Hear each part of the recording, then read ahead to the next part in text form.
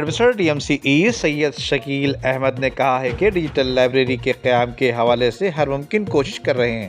Education اور library کے محکمے جدید خطوط پر استوار کرنا ناگزیر ہو چکا ہے۔ یہ بات انہوں نے معروف کاروباری شخصیت حاجی رفیق پردیسی سے ملاقات کے دوران کہی۔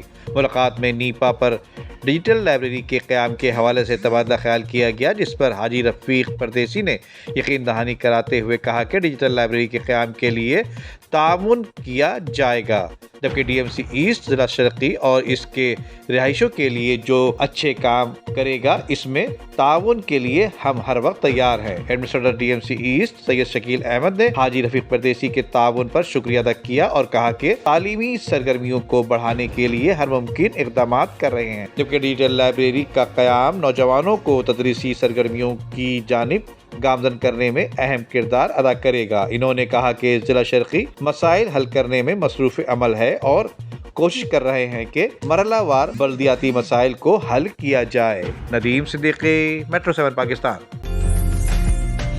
عمدہ میں پکائیں اور جی بھر کے کھائیں۔